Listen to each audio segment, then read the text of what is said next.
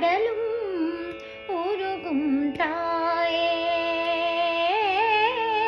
உன் கண்ணில் வழியும் ஒரு துளி போதும் கடலும் உருகும் தாயே.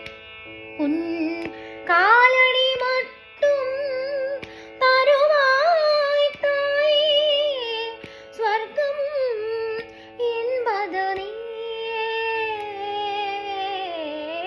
உயிரும் நீயே, உடலும் நீயே, உறவும் நீ.